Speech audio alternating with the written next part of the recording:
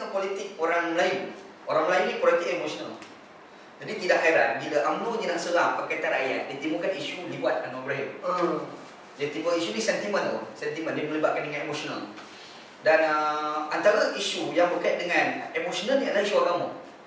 Bila timbulkan agama tergugat, jadi menyebabkan orang Melayu takut.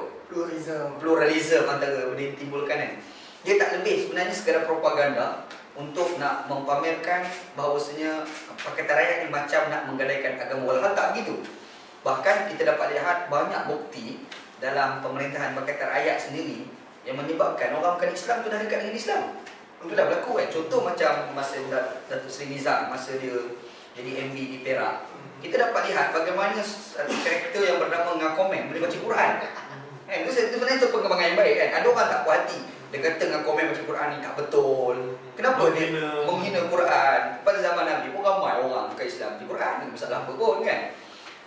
Baca tak betul, orang Islam orang ramai baca Quran tak betul. Cuba kita suruh Najib baca Quran, dia agak-agak bunyi apa kan. Sedap betul lagi teruk daripada apa yang kita dengar, apa yang dibaca oleh Ngakomen kan. Di Selangor sebagai contoh, kita ada satu karakter nama Khalid Samad. Khalid Samad, Dr. Rani, Dr. Maria, dua tiga karakter yang agak sebenarnya kita boleh belajar. Macam contoh Khalid Samad, seorang yang berani, dia boleh menceritakan tentang budaya politik Islam dalam gereja. Dan di situ tu berapa satu gambaran yang positif terhadap Islam daripada gambaran orang gereja itu sendiri. Dr. Rani sebagai contoh yang rajin pergi ke kuil-kuil menceritakan tentang apa itu politik Islam, menyebabkan ramai orang bukan Islam, orang Hindu terutama dah makin dekat dengan Islam. Dan Dr. Maria sebagai contoh, pada tiap-tiap tahun pada bulan Ramadan dia akan buat iftar jama'i bersama kaum Hindu. Yang sebelum tu dia akan adakan majlis tazkirah melibatkan agamawan dengan kaum Hindu, dan agamawan menceritakan tentang keadilan Islam dan menyebabkan golongan Hindu ni dia makin dekat dengan Islam. Itu satu hakikat menyatakan sebenarnya Pakatan Rakyat itu telah berjaya mendekatkan orang kepada Islam. Tapi Hasan Ali bin stand atas walaupun diungkap Islam, tapi sebenarnya bukan mendekatkan, menjauhkan lagi. Jadi kalau kita tengok dalam kerangka ni nak cakap soal Islam menang di Malaysia, jadi Pakatan Rakyat itulah wadah yang paling baik berbanding apa yang dibuat di sana ni. Okey, Ustaz. Okey. Sebenarnya saya tak minat sangat nak kecek pasal Asali sebab di Kelantan ni rasanya tidak ramai pun macam rasa tergugak dengan ketubikan ataupun keluar dengan Asali daripada PAS ni. Jadi saya nak tanya diri Ustaz Wali yang berada di Selangor, adakah memberi kesan pada rakyat dan juga pimpinan di Selangor apabila keluarnya Asali daripada PAS? Sejauh mana dia Sejauh mana impaknya di Selangor? Ada mana di Selangor? Kesan ada tapi tak kuat. Saya rasa pada pandangan anda dapat lihat dia berjaya untuk mempertahankan UMNO sekadar apa yang ada UMNO pada UMNO. Dia tidak lebih adakah boleh menyebabkan orang sokong Pakatan Rakyat akan meninggalkan Pakatan Rakyat pergi pada UMNO, itu tak. Itu la kalla summa kalla. Jadi sekali-kali tak berlaku macam itu. Tapi kalau UMNO nak mempertahankan orang UMNO itu sendiri, yes, mungkin. Memperkukuhkan orang UMNO itu sendiri. Mungkin orang UMNO dengan UMNO. Okey, ada orang Tapaga. Orang Tapaga ni dia orang pergi. Tapi rasanya orang Tapaga ni pergi macam rakyat Kelantan pergi dengar ceramah sana ni. Tak mendengar. Dia nak dengar apa yang korang cakap, apa yang Asali cakap, apa yang Surat Khabar cerita, apa yang Wampas cerita. Dan bila dengar apa Asali cakap, lepas tu dia dengar respon daripada pimpinan PAS dan dia orang stand pada masa tu. Saya rasa itu yang berlaku situasi di Selangor. Dan kita dapat lihat di Selangor, Hasan Ali ni hanya dilihat ramai yang ceramah di awal, tapi sekarang makin tak ada. Sebab apa? Dia cakap benda yang sama. Tapi kan, tadi ada kali sama royak tadi, bahawasanya Hasan Ali sebenarnya berada dalam dunia politik sekarang adalah untuk kacau undi. Okey, kacau di mananya akan ada juga penjuru. Okey, maka akan lari dalam BIPAK dan menyebabkan UMNO tu kemudian. Dia akan jadi senator. Jadi, apakah perancangan PAS di Selangor untuk menghalang rancangan jahat Hasan Parasik itu? Yang tu saya nak tak tahu sebab Ana bukan mewakili PAS. Okay. Itu kena tanya pimpinan PAS lah. Okay. Tapi secara peribadi kalau Ana lah sebagai pimpinan PAS, apa situasi berlaku pada Asali ni pada Ana, pimpinan PAS tak boleh jawab. Hanya serah pada budak-budak kecil macam kita buat video kita. So maknanya kan walaupun kita rasa tak perlu menjawab apa Asali buat, tapi rasanya perlu juga kan? Perlu tapi tak perlu yang terlalu besar. Untuk kalau macam ni kan? Macam kita jawab. Mungkin Khalid Samad jawab tapi tak boleh jawab secara serius. So maknanya tak apa macam tu kan. Asali perlu dilayan sebagai budak kecil. Yes. Jangan ekstrim. Tapi dia pucang-pucang umur kan. Asal kita lain juga. Dan Jati ni pula kita nampak dia sebenarnya nothing tau. Jati. Contoh macam baru ni Hasan Basri. Sebenarnya namanya bukan Hasan Basri. Dia tu namanya Basri. Basri. Hasan tu satu nama yang digubuk sebab dia ni seorang pegawai kerajaan. Dan kemudian tiba parti. Dan ini pernah jadi YDP yang dipertua PAS Subang. Dan masa dia jadi YDP PAS Subang tu, Ana ni timbalan ketua pemuda PAS Subang.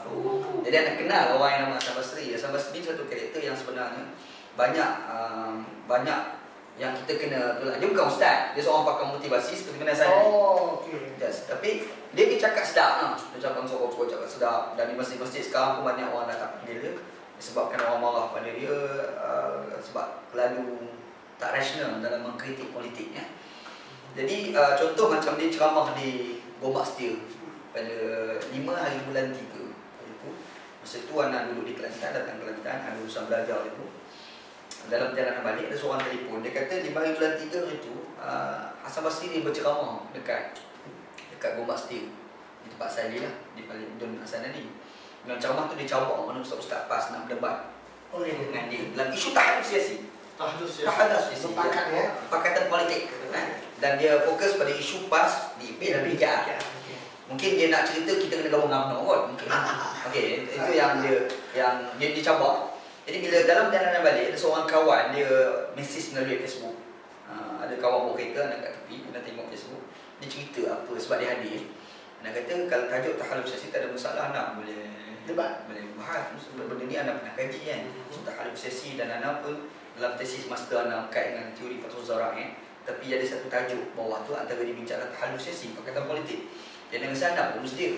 Dan Ana up benda tu dalam Facebook.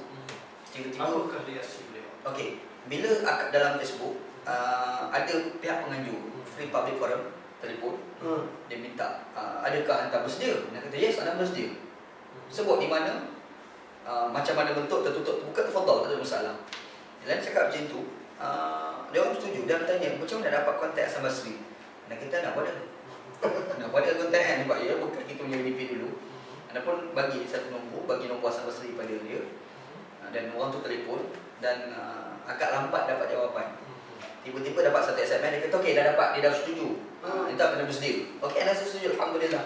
Lepas Ana dapat maklumat tu, Ana up pula satu status dalam Facebook. Ana kata Ana dah standby 3 buah kitab untuk nak jawab kerja Hasan Basri. Keesokan tu dapat pula satu SMS mengatakan dia tarik diri. Dia tarik diri. Tu Hasan Basri. Okey, kepada Hasan Basri.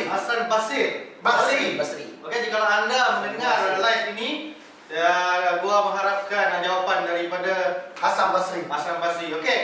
Soalan seterusnya mungkin tidak ada kaitan dengan Hasan Ali, tetapi gua akan cuba kaitkan. Okey.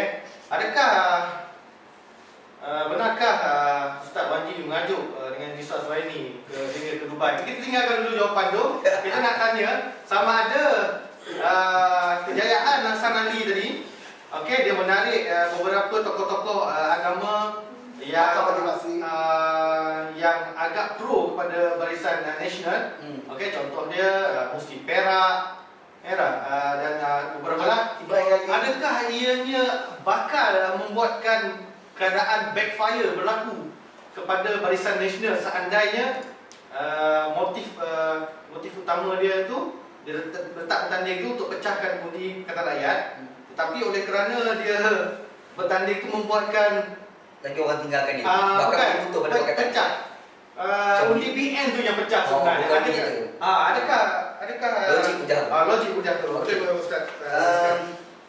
Yang mengenai soalan Ustaz Suraini tu kita akan bincang dengan dia. Okey, macam ni.